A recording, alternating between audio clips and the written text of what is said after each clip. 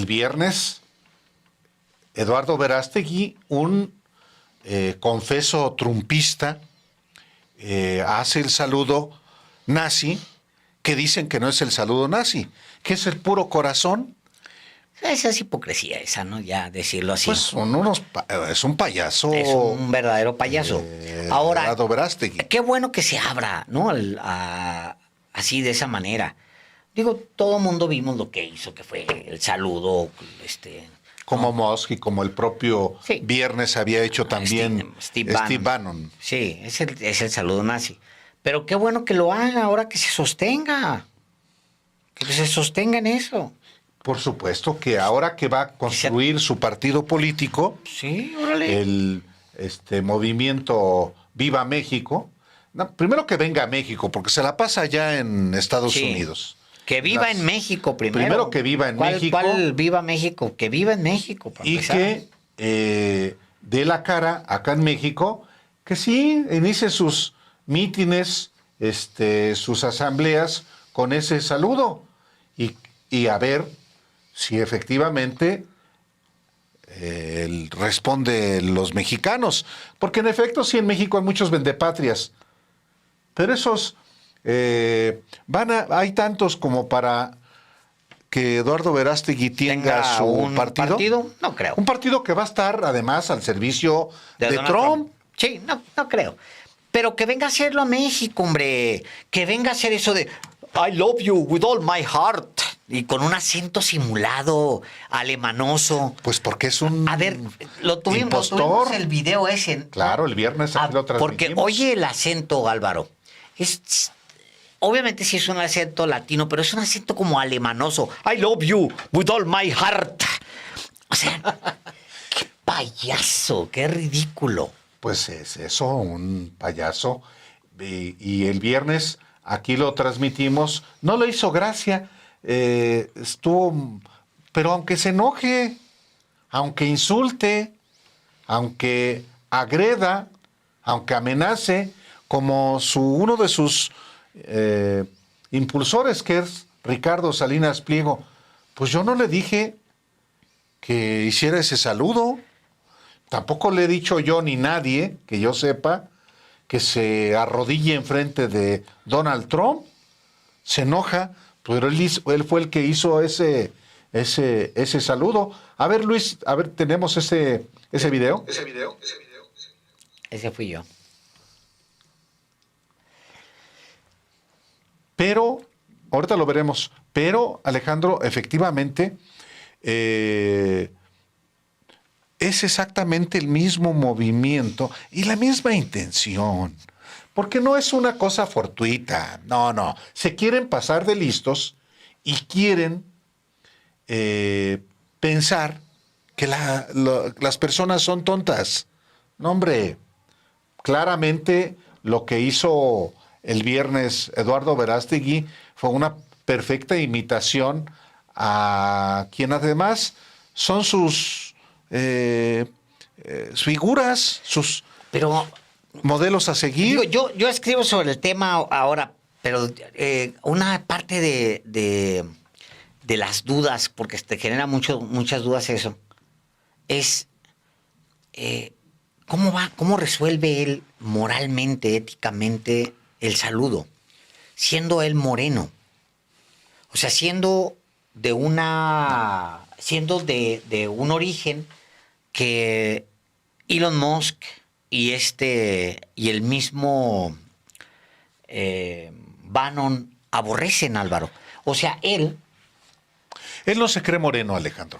Él no se cree moreno. Por supuesto que no. No, él es blanco, de ojos claros. Digo, fue un accidente que haya nacido en Ciudad Mante, Tamaulipas. Él debió haber nacido al otro lado del Río Bravo. Él se cree es de los gringos nacidos en México. Te lo pregunto con mucha honestidad,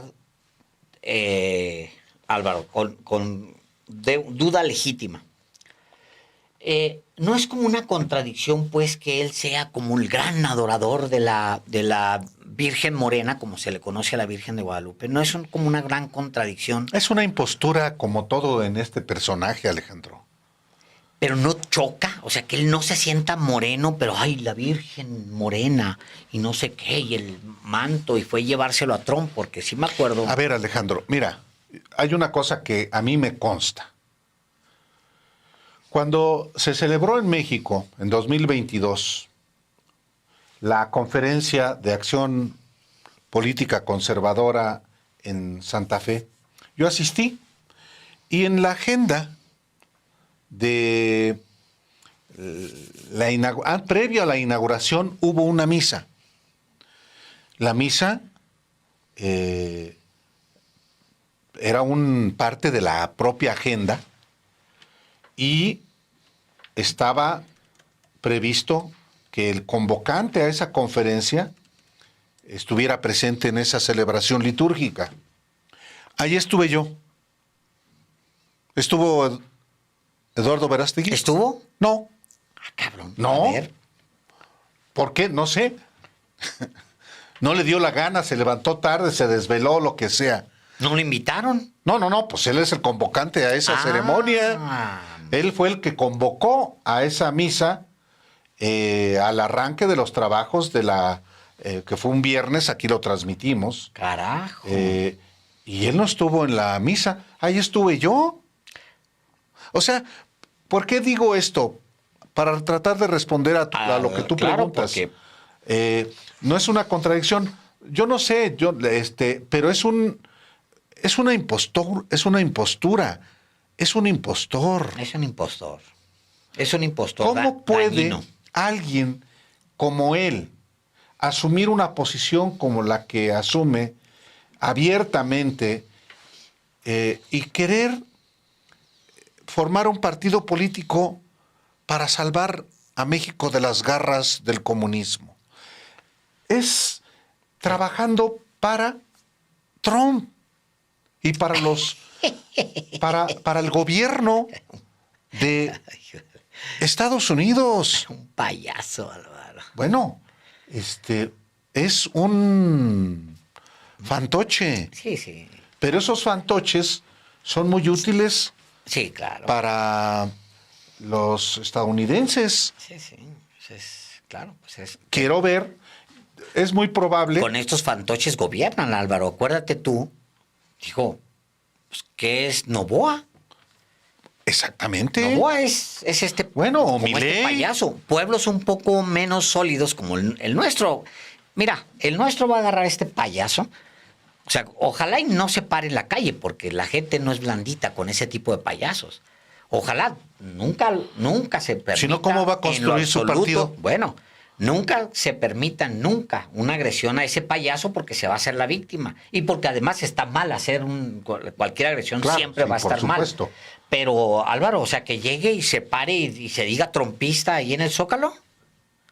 No, eso nunca va a ocurrir. Que llega y levante el saludo nazi, si es tan fregón, que haga su saludo nazi en el Zócalo. Órale, que lo haga en el Zócalo. Que haga su payasada en el Zócalo, a ver Que si diga es esto, capaz. simplemente, Alejandro. Que diga esto. Que diga y haga esto, nada más. Payaso. Es un payaso, Álvaro. Payaso. Eso es lo Que diga esto. Pero, bueno, mediocre ya y payaso. el INE va a avalar el inicio de la procedencia, pues, de este proyecto de partido de Eduardo Verástegui. Va a tener que afiliar a casi 400,000 mexicanos con credencial de elector. 400,000. Eligió asambleas estatales. Tiene que tiene que cumplir con 20 asambleas estatales de cuando menos 3,000 personas. Vamos a ver si cumple. Pregunta. ¿Tú crees que sectores de la iglesia vayan a apoyar a este payaso?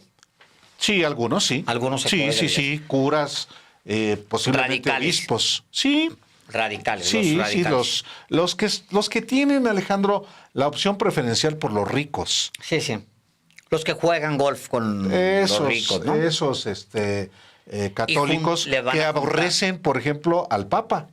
Sí, que odian al Papa. Sí, simplemente por mencionar que es necesaria la justicia social. Entonces, bueno, pues ahí van a tener. Qué bueno que además, por otro lado, se apunten y se unan al partido de Verástegui, Álvaro. Claro, de una vez, Sí, de una vez. que se definan, son pro-Trump. Yo quiero ver eso. Me gusta mucho. Sí, entonces tiene que afiliar Verástegui, como todos los que quieren su partido, Alejandro, pues tienen que afiliar exactamente a 256,030 mexicanos con credencial elector vigente. Vamos a ver.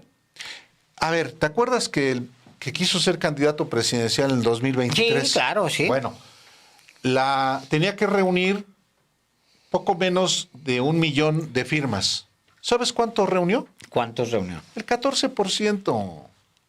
El 14%. De casi 1 millón, o sea, fueron 130,000. Y entonces estaba Trump en el poder también, ¿o no? No, fue en el 2023. ¿2023? Ah, no, 2023, no. 2023, sí, estaba Biden, pero venía ya de la Sí, experiencia. no, pero a ver. A ver si está fregón. Dice... Y sí, Alejandro, y si hay tantos miles de mexicanos que le dan su apoyo, bueno, pues que tenga su partido. Y luego, ya, si los mexicanos le dan su respaldo ya en las urnas, pues está bien, esa es la democracia. Pues sí. Ya veremos. Charo dice que hagan el saludo en su canal cuando reza el rosario. Es que esas son las cosas. O sea, ¿cómo puede este personaje pretender, haciendo un saludo racista en una sociedad como la nuestra, mayoritariamente de gente morena? O sea, un racista tratando de hacer campaña en México. O sea, un progringo racista tratando de hacer campaña en México. Y luego, digo, independientemente de sus gustos del rosario y demás, Charo, que tiene mucho sentido. O sea, a ver, ¿a quién le reza? O sea, ¿qué tipo de religión es esa? Pues la que él profesa. Y mira, Alejandro, esas preguntas podríamos perfectamente hacérselas a él en una conversación periodística, pero no ha querido aceptar. No ha aceptado. Desde el 2023, cuando andaba con su proyecto de ser candidato presidencial, le solicitamos entrevistas yo directamente a él. Dijo, sí, cómo no, ponte de acuerdo con mi equipo. Un equipo que además no respondía nada. Pero, por ejemplo, si él tiene voluntad, aquí lo invitamos a un diálogo periodístico sobre estas contradicciones evidentísimas que tiene, nada menos siendo mexicano al servicio de un estadounidense que preside ese país, que agrede permanentemente al nuestro. Bonita cosa. ¿Qué personaje tan raro, tan polémico, tan... Yo decía, a mí en lo personal ni me preocupa el personaje, porque no creo que avance en estas sociedades. Pues, ¿cómo te lo imaginas haciendo campaña un racista? ¡Soy racista! No. ¡Sieg Heil! No, Alejandro, porque no lo va a hacer, se va a cuidar. No, va a convocar al rosario. ¿Cree que estamos en Claro. el siglo XIX? Si ya su video ya circuló por todo México, pues que Sí. ahí fue a hacer su payasada ya. Bueno, el video Es que, ya Alejandro, circuló a de ver, manera ¿qué le profusa en todo propone a los México. mexicanos? Yo he buscado, a ver, ¿qué propone a los mexicanos? Nada. Mira, no encuentras de él una sola idea política, ya no digamos programática. Uno entra a la página oficial del movimiento Viva México y te encuentras una carta de Eduardo Verástegui que es más bien una oración que un pronunciamiento de carácter político. Santos y Sí, Dios y sí. la Virgen, Sí, por favor, eso. ayúdame y Oye, ayuda a los mexicanos, porque... Está bien para si quieres ser seminarista, pero está ofreciendo un partido político. Entonces es parte de lo que uno dice, ah, caray, está raro. Dice, por ejemplo, dice, Dios bendice la unidad. Y es en esa unidad donde encontraremos la fuerza necesaria para enfrentar las batallas que están por venir. Unidos y con la ayuda de Dios, podemos engrandecer y proteger a nuestra nación. Solo con la suma de esfuerzos colectivos podremos construir un futuro brillante para todos los mexicanos. Dios, patria, familia y libertad. Parece un cura en el púlpito. Pues sí.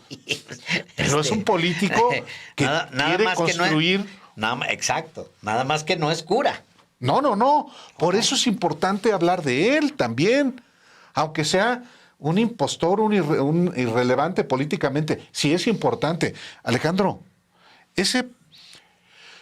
guardando las proporciones, un personaje así comenzó con un banquito, casi como de ahí lo copió Enrique Alfaro.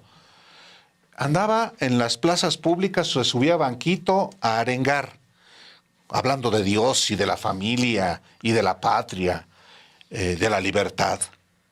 Y ese construyó Vox, Santiago Abascal.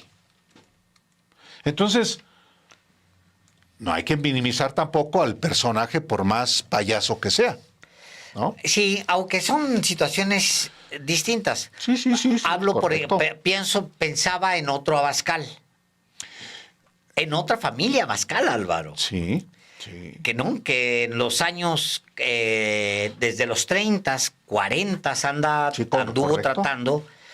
Primero el viejo, ¿no? El viejo Salvador es el... Salvador Abascal. Salvador Abascal. Infante. Él empieza con ideas abiertamente fascistas a organizar una colonia y a organizar un partido y organizarse como una fuerza de derechas fascista, simpatizante contra el comunismo. Tenía una agenda más amplia, eso es Abascal, ¿no? Sí, antiestadounidense. Era un antiestadounidense. Por los protestantismo estadounidense. El protestantismo, exactamente. Claro. Entonces era anti-Estados Unidos, anticomunista, claro. Antijudíos. Antisemita radical. Y pro-fascismo. Profascismo particularmente el español, pro-iglesia. Alejandro. Claro. No, la Iglesia católica. Claro. Católico. El modelo era, por supuesto, Franco y Primo de Rivera, los fascistas españoles, Alejandro. Entonces, y fue efectivamente un Abascal Infante, un hombre, pero por lo menos Abascal Infante era muy ilustrado, Alejandro. No, era un hombre inteligente. Muy ilustrado. Muy ilustrado. Exhibió a Enrique Krause. A ver, recuérdame esa, Álvaro. Por supuesto, a las mentiras de Krause. Pero volviendo a Carlos Abascal viejo, Infante. Claro, Infante. Viejo. Y como López Gallo, otro. Pero también pero Verástegui, Alejandro. Fachos, ¿eh? Sí, pero Verástegui, ¿qué cultura tiene? Nada, Álvaro, nada. Es actorcillo de quinta. Un actorcillo de quinta. Cantantillo de Televisa, una de Telebasura. Y luego, devino en político, mitad monje y mitad soldado, como decía también Abascal Infante. Ni mitad monje ni mitad soldado. Es un payaso, Álvaro. Es un payaso, sí. Un pobre diablo. Dice derecha, en un apartado que se llama la contrarrevolución. Cuando vino la revolución, la fuerza centrífuga fragmentó el statu quo y luego permitió el reacomodo del conservadurismo y el nacimiento de nuevas fuerzas que lo fortalecieron. Y esa historia que pega en las paredes de la casualidad y la suerte marcó justo 1910 como el año de nacimiento de Salvador Abascal Infante, uno de los pilares de la derecha católica radical del siglo XX. vio la luz muy lejos de los eventos de la capital mexicana y aún más lejos de Veracruz, en Morelia, Michoacán.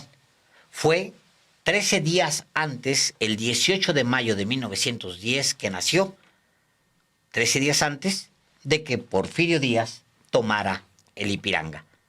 Y quizá para la gente que no sabe quién es Abascal Infante, si me permites un párrafo que hice. Abascal Infante, un católico radical, antisemita, anticomunista, anticapitalista, nacionalista y reaccionario, fundaría con otros la Unión Nacional Sinarquista para enfrentar a Lázaro Cárdenas del Río, el primer y único presidente de izquierda durante el siglo XX mexicano. Abascal vio a la Unión Soviética como una amenaza, pero se concentró en Estados Unidos y la decadencia de la democracia sionista. Se abrazó de una versión del nacionalismo al tiempo que simpatizó con los extremismos de derecha radical que se gestaron en el ombligo del siglo XX, más allá del Atlántico, en Europa. Y fue padre de 11 hijos, entre ellos Carlos Abascal Carranza, quien sirvió como secretario de Gobernación en el gobierno de Vicente Fox Quesada y fue miembro de una organización secreta de ultraderecha, poderosa e influyente en México y en el mundo, el Yunque, cuya existencia se mantuvo en secreto hasta que el periodista Álvaro Delgado Gómez la puso al descubierto. Le recomiendo ese capítulo, se llama La Contrarrevolución, y explica esa parte del nacional, del fascismo mexicano, de ese embrión extraño que era ese fascismo, Álvaro. Sí, que tenía, hay que decirlo también, un elemento popular. ¿Por qué razón? Pues porque en las regiones de alta influencia del catolicismo, de la Iglesia Católica de manera particular, se incorporaron al sinarquismo, por ejemplo, y a la lucha contra la educación socialista, por ejemplo, de Lázaro Cárdenas, por no hablar de la Guerra Cristera, pero ese componente popular de, pues, campesinos pobres, por su fe, incorporados a la lucha política fascista. ¿En qué estados? Bueno, de donde yo soy, Jalisco, Guanajuato, Michoacán,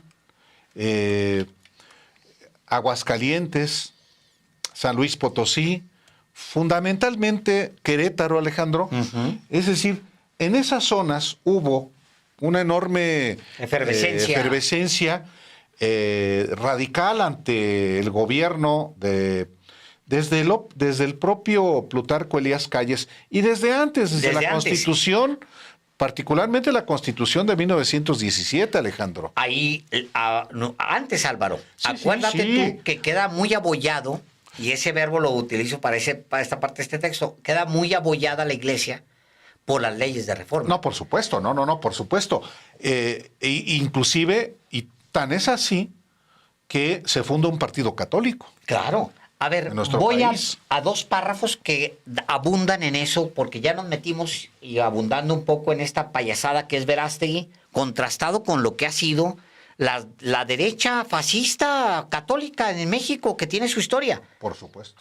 Abundo en esto. Dice, Abascal Infante bien vale un viaje a mediados del siglo XIX y de regreso, porque si bien este libro explica cómo el pensamiento de derecha en México se estableció a lo largo de 3 siglos como un proyecto calladamente de Estado, oculto detrás del liberalismo, el periodo revolucionario o el neoliberalismo, en este apasionado personaje, Abascal, convergen ideologías, geopolítica, un sistema político en formación, la manipulación de las masas y la contrarrevolución desde la revolución misma. El automóvil para este viaje bien podría ser la Iglesia Católica, pero también las redes de los distintos otros poderes que se han disputado las riendas de la nación desde la independencia hasta nuestros días. El conservadurismo religioso había quedado fuertemente abollado por las leyes de reforma, promulgadas en 1855 y 1863 por los presidentes Juan Álvarez, Ignacio Comonfort y Benito Juárez, que separaban a la Iglesia del Estado, eliminaban el fuero eclesiástico y quizás lo que más les dolió, terminaba con su poderío económico. La llegada de Maximiliano de Habsburgo dio esperanzas al clero de que estas leyes podrían revertirse, pero tampoco el imperio operó a su favor, porque el archiduque de Austria se consideraba a sí mismo un liberal. Ya con la dictadura de Porfirio Díaz, quien se sentía liberal como Álvarez, como Ford, Juárez y Maximiliano mismo, el reparto de los bienes de la Iglesia se tradujo pura y llanamente en un negocio lucrativo para la élite en el poder. Y luego vino la Revolución, que nació de la emergencia social y mantuvo y profundizó la idea del Estado laico.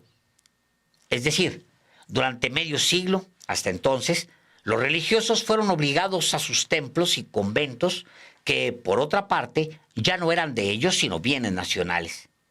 Durante todos esos años, sin embargo, el catolicismo se mantuvo organizado y cercano a la política, a los medios de comunicación, a la academia, a las élites intelectuales, al activismo social y, por supuesto, anidó en la oligarquía mexicana. Los ultraconservadores religiosos aspiraron a participar en la política varias veces dentro del México que se reorganizaba. En 1911, por ejemplo, con Francisco I. Madero en el poder, nació el Partido Católico Nacional. Luego, cuando Plutarco Elías Calles apretó aún más a la Iglesia con controles sobre el culto, se organizaron en los pueblos y se lanzaron a la sangrienta guerra cristera entre 1926 y 1929, que arrojó miles de muertos. Posteriormente vinieron las movilizaciones anarquistas, una expresión con el mismo origen de la cristiada, pero con inspiración en los fascismos europeos, sobre todo España e Italia, e incluso en el nazismo alemán. Decía defender a México del comunismo y el sionismo. Se oponía a la democracia liberal, alertaba sobre la supuesta conspiración judeo-masónica marxista y alertaba sobre la decadencia de los Estados Unidos, protestante y dominado por judíos. Es muy buen claro. Resumen como para decir, ¿y Verástegui es qué? Es un payaso. Pobre diablo. Es un pobre diablo. Ahora que mencionabas al Partido Católico Nacional, efectivamente, ¿saben? Mucha gente no lo sabe. ¿Sabes quién fue gobernador de Jalisco por el Partido Católico Nacional? Ay, cabrón, a ver. El abuelo de José López Portillo. Dale. José López, el expresidente José López Portillo. El papá de José López Portillo y Rojas. Exacto, José López Portillo y Weber, el abuelo de José López Portillo y Pacheco, que fue el presidente de México. López Portillo era un presidente de derecha, sí, sí, como español. También aquí lo decimos. Pero volviendo a Verástegui, es efectivamente un pobre diablo que ni de historia de la derecha sabe. Ni de es un impostor, un oportunista que hoy ve positivo irle a someterse a Trump como con Peña Nieto. Es un personaje que, por supuesto, ahora que comienzan las asambleas del movimiento Viva México, como se llama, va a ser interesante ver cómo hacen sus asambleas y qué dicen, porque la verdad de las cosas es si quiero pedir disculpas por todo el daño que México ha hecho. O sea, a ver, regresa. A ver, regresa porque esto es muy importante. Porque no puede ser eso. En nombre de México, fíjate, quiero pedir disculpas por todo el daño que México ha causado a los Estados Unidos. Qué estúpido, perdón, me salió del alma. ¿Quién le dio la representación de México a este sujeto? ¿Qué? ¿Y por qué diablos tiene que pedir perdón a Estados Unidos. ¿A nombre de quién? Yo no pido perdón a nadie. Por eso... Mucho menos esa nación que es abusiva. ¿Cómo? ¿A nombre de quién? ¿Qué? A ver, que vaya y diga, que reclame en el Zócalo, que venga, que sea valiente, se pare en el Zócalo y diga, vamos a pedir perdón a Estados Unidos por En nombre de México. En nombre de México, por el daño que hemos provocado a Estados Unidos. Desgraciado, que se lo diga millones de mexicanos que han sufrido a Estados Unidos, que han migrado, que se han arrastrado, que les han salido callos, que han entregado su vida a Estados Unidos. Desgraciado, Álvaro, desgraciado personaje. Ahí está. Millones de mexicanos que han trabajado toda su vida útil y han regresado sin nada, sin seguridad social. Qué desgraciado personaje, Álvaro. No es menor lo que hace. Es una apátrida. Es un payaso. Qué bárbaro. Entonces, qué barbaridad. Por eso era. Qué coraje. Por eso es importante observar lo que este tipo de personajes hacen allá en Estados Unidos. Hijo, arrodillado ante Trump y ante Elon Musk. Y México es gobernado por el socialismo. México ya está como Cuba, Venezuela y Nicaragua, dijo en su discurso el viernes.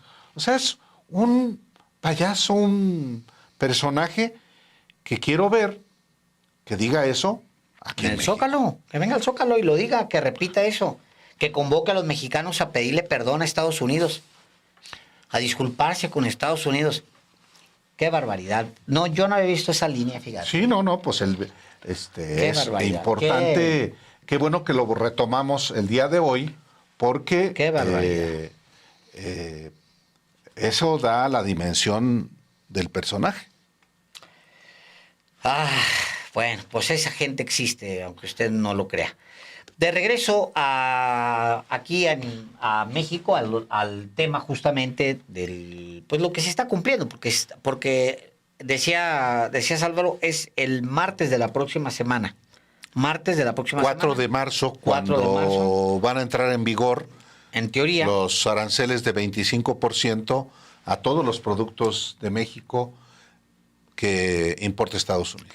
Y casi como una respuesta, más bien, en respuesta a eso, a lo que viene el 4 de marzo, y casi como una respuesta a Eduardo Verástegui, dice la presidenta de México el día de hoy, ya no es como antes que los gobiernos se arrodillaban ante gobiernos extranjeros o que miraban fuera como ejemplos a seguir. Ahora no, dice ella. A ver, vamos a escucharla. El pueblo de México es un pueblo patriótico. Desde niñas y niños conocemos los episodios heroicos que nos han dado patria. Honramos el sacrificio de las mujeres y hombres que con valentía se levantaron para defender nuestra independencia. Desde pequeños, las niñas y los niños rendimos honores a nuestro lábaro patrio. Desde niños sabremos defenderla, venerarla y también por su amor vivir.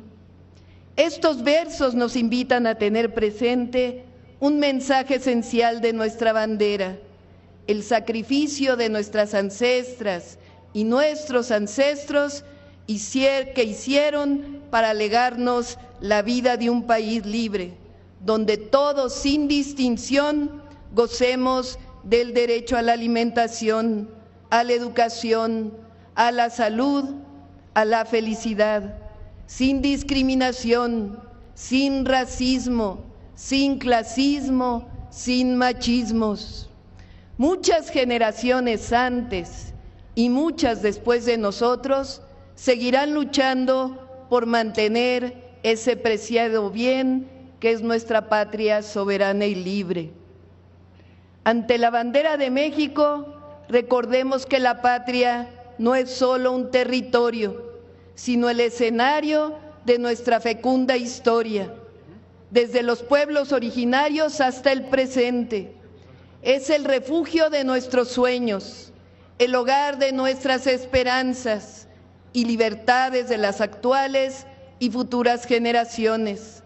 Es la tierra donde nuestras raíces se entrelazan y nos nutren día con día para seguir labrando el porvenir democrático y de justicia social. Nuestra bandera es símbolo de las 4 transformaciones, es símbolo de los migrantes, es símbolo de nuestro pueblo en su lucha incansable por la justicia y es símbolo, sobre todo, de nuestra independencia. Por ello, vale la pena mencionar que en estos momentos, hace unos días, envié al Congreso de la Unión una iniciativa de reforma constitucional para recordarle al mundo entero que México es un país libre, independiente y soberano, y que su pueblo no permite la violación de su soberanía. La iniciativa establece que el pueblo de México, bajo ninguna circunstancia, aceptará intervenciones, intromisiones o cualquier otro acto desde el extranjero que sea lesivo de la integridad, independencia y soberanía de la nación, tales como golpes de Estado, injerencias en elecciones o la violación del territorio mexicano, sea por tierra, agua, mar o espacio aéreo. Tampoco consentirá intervención en investigación y persecución alguna sin la autorización y colaboración expresa del Estado mexicano en el marco de las leyes aplicables. A cualquier extranjero que realice actividades al margen de la ley vinculadas con los párrafos 2 y 3 que he leído que se establecerán en el artículo 40 de esta Constitución, se le impondrá la pena más severa posible, así como la medida cautelar de prisión preventiva oficiosa. Ya no es como antes.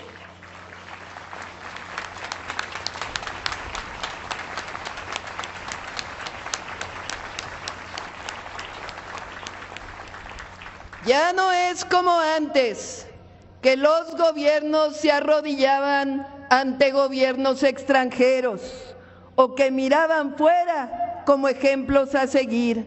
Ahora no. Desde que llegó la transformación al gobierno, es claro que reivindicamos que a México se le respeta, que no somos colonia ni protectorado de ningún país.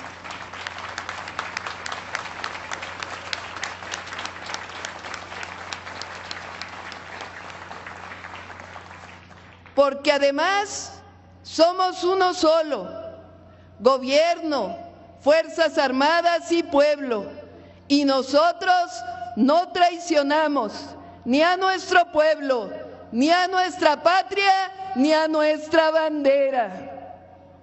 México es un país grandioso y su pueblo es valeroso. Sabemos que cuando nuestro pueblo se une en torno a su historia, su patria y su bandera, no hay fuerza en el mundo que pueda doblegar su espíritu. ¡Que viva la bandera nacional! ¡Viva! ¡Que viva nuestros hermanos migrantes! ¡Viva! ¡Que viva México libre, independiente y soberano! ¡Viva! ¡Que viva México! ¡Viva! ¡Que viva México! ¡Viva! ¡Que viva México!